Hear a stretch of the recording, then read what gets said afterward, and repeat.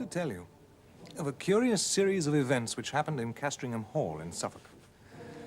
In the year 1690, the district in which the hall is situated was a scene of a number of witch trials. One of the victims was a Castringham woman. Mrs. Mothersole was her name, and what seems to have been fatal to her was the evidence of the then proprietor of Castringham Hall, Sir Matthew Fell. He deposed to having watched her on 3 different occasions from his window at the full of the moon, gathering sprigs from the great old ash tree which grew within half a dozen yards of the house, and whose branches all but touched the upper windows.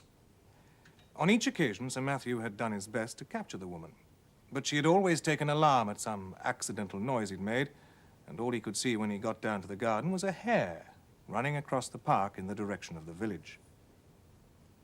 Mainly on this evidence, though there was much more of a less striking and unusual kind from other parishioners, Mrs. Mothersole was found guilty and condemned to die. She was hanged a week after the trial with 5 or 6 more unhappy creatures at Bury St. Edmunds.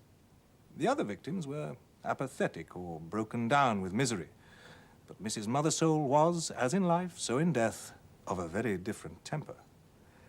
As a reporter of the time puts it, she looked upon those that laid hands upon her with so venomous an aspect that the mere thought of it preyed inwardly upon their minds for 6 months after. However, all that she is reported to have said were the seemingly meaningless words, "There will be guests at the hall," which she repeated more than once in an undertone.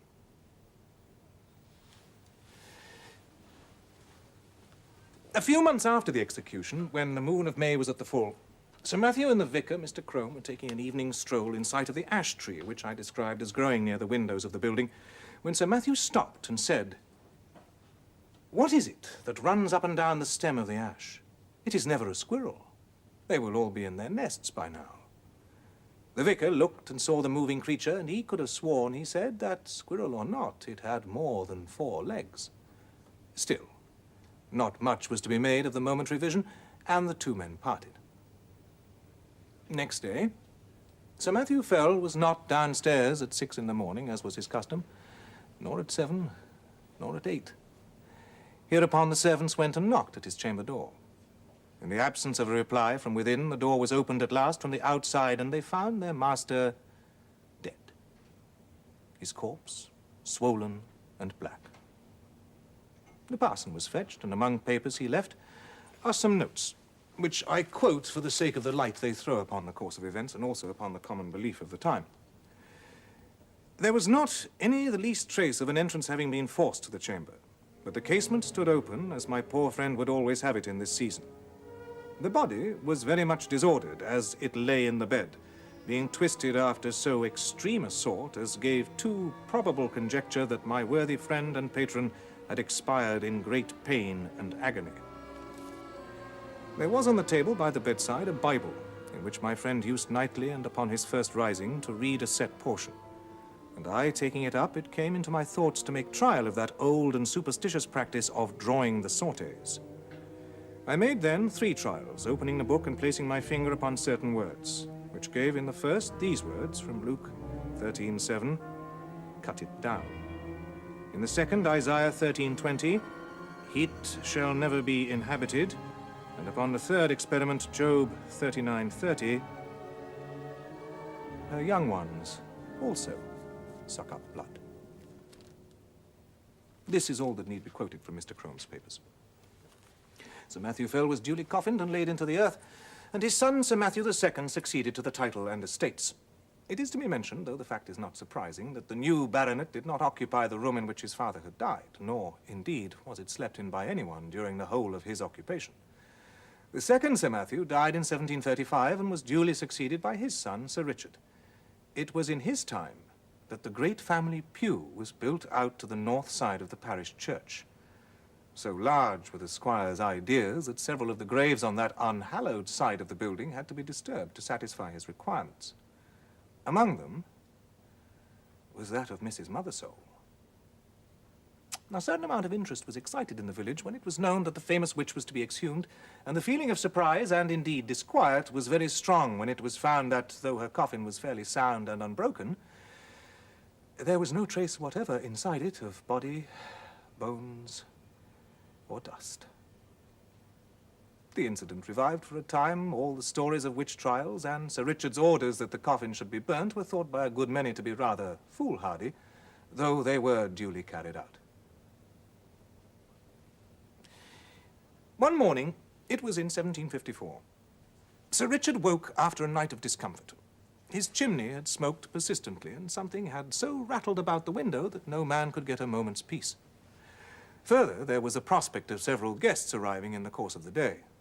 He must move to a room with a western lookout so that the sun could not wake him so early, and it must be out of the way of the business of the house. The housekeeper was at the end of her resources. "Well, Sir Richard," she said, "you know that there is but one room like that in the house, and that is Sir Matthew's, the west chamber. No one has slept there these 40 years. "Well, put me in there, for there I'll lie tonight," said her master. Any further discussions on the subject were cut short by the arrival of a visitor, William Crome, grandson of the late vicar. "I must ask your indulgence for this intrusion," he said, "but I am riding to Bury St. Edmunds with what haste I can make, and I have called in on my way to leave with you some papers of my late grandfather's, which we recently came upon. It is thought you may find some matters of family interest in them." They went to the study. The packet which young Mr. Crome had brought contained, among other things, the notes which the old vicar had made upon the occasion of Sir Matthew Fell's death. And for the first time, Sir Richard was confronted with the enigmatical sortes biblicae which you've heard. They amused him a great deal. "Well," he said, "my grandfather's Bible gave one prudent piece of advice: cut it down. If that stands for the ash tree, he may rest assured I shall not neglect it. Such a nest of catarrhs and agues was never seen." He took from the bookcase a Bible, which, sure enough, bore on the flyleaf the inscription, "To Matthew Fell, from his loving godmother, Anne Aldous, 2nd September, 1659. "It would be no bad plan to test the old prophet again, Mr. Crome. I will wager we get a couple of names in the chronicles. What have we here? 'Thou shalt seek me in the morning, and I shall not be.' Well, well, your grandfather would have made a fine omen of that, eh? No more profits for me." In the afternoon came the house guests. The Bishop of Kilmore, Lady Mary Harvey, Sir William Kenfield, etc. Dinner at 5, wine, cards, supper, and dispersal to bed. Next morning, Sir Richard was disinclined to take his gun with the rest. He walked instead along the terrace with the Bishop of Kilmore. This prelate, unlike a good many of the Irish bishops of his day, had visited his see, and indeed resided there for some considerable time. "You could never get one of my Irish flock to occupy that room, Sir Richard," he said, pointing to the window of the west room. "They will always have it that it brings the worst of luck to sleep near an ash tree, and you have a fine growth of ash not 2 yards from your chamber window. Perhaps it has given you a touch of its quality already, for you do not seem, if I may say it, so much the fresher for your night's rest as your friends would like to see you. It can hardly be wholesome to have the air you breathe strained, as it were, through all the leafage. Your lordship is right there, I think, but I had not my window open last night. It was rather the scratching and rustling that went on, no doubt from the twigs sweeping the glass, that kept me open-eyed. Still, the tree is to come down tomorrow, so I shall not hear much more from it." The day passed quietly, and night came, and the party dispersed to their rooms and wished Sir Richard a better night. And now we are in his bedroom, with the light out, and the squire in bed. The night outside is still warm, so the window stands open. There is very little light about the bedstead, but there is strange movement there, and now you would guess, so deceptive is the half-darkness, that he had several heads, round and brownish, which moved back and forward even as low as his chest. It is a horrible illusion. Is it nothing more? There, something drops off the bed with a soft plump like a kitten, and is out of the window in a flash. And after that there is quiet again. "Thou shalt seek me in the morning, and I shall not be." As with Sir Matthew, so with Sir Richard, dead and black in his bed. A pale and silent party of guests and servants gathered under the window when the news was known. Italian poisoners, popish emissaries, infected air, all these and more guesses were hazarded, and the Bishop of Kilmore looked at the tree, where a white tomcat was crouching in the fork of the lower boughs, looking down into the hollow which years had gnawed in the trunk. It was watching something inside the tree with great interest. Suddenly it got up and craned over the hole. Then a bit of the edge on which it stood gave way, and it went slithering in. Everyone looked up at the noise of the fall. It is known to most of us that a cat can cry, but few of us have heard, I hope, such a yell as came out of the trunk of the great ash. 2 or 3 screams there were, and then a slight and muffled noise of some commotion or struggling. "There is something more than we know of in that tree," said Sir William Kenfield to the bishop. "My life upon it, but the secret of these terrible deaths is there. I am for an instant search." And this was agreed upon. A ladder was brought, and one of the gardeners went up. But looking down into the hollow, he could detect nothing save a few dim indications of something moving. A lantern was lit, and the gardener let it down by a rope. They saw the yellow light upon his face as he bent over, and saw his face struck with an incredulous terror and loathing before he cried out in a dreadful voice and fell back from the ladder in a dead faint. The lantern fell inside the tree and must have set fire to the dry leaves that lay there, for in a few minutes a dense smoke began to come up, and then flames, and to be short, the tree was in a blaze.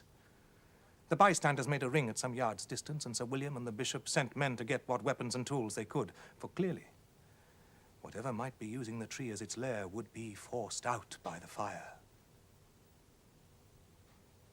So it was.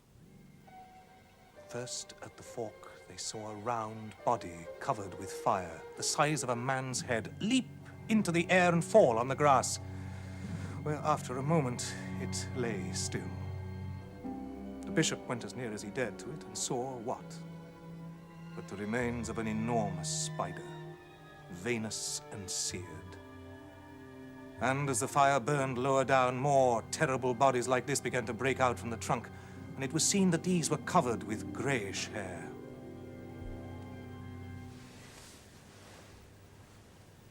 All that day the ash burned, and until it fell to pieces, the men stood about it and from time to time killed the brutes as they darted out. At last there was a long interval when none appeared, and they cautiously closed in and examined the roots of the tree. They found, says the Bishop of Kilmore, below it a rounded hollow place in the earth wherein were 2 or 3 bodies of these creatures that had plainly been smothered by the smoke. And what is to me more curious, at the side of this den against the wall was crouching the anatomy or skeleton of a human being, with the skin dried upon the bones, having some remains of black hair, which was pronounced by those that examined it to be undoubtedly the body of a woman. And clearly dead for a period of 50 years.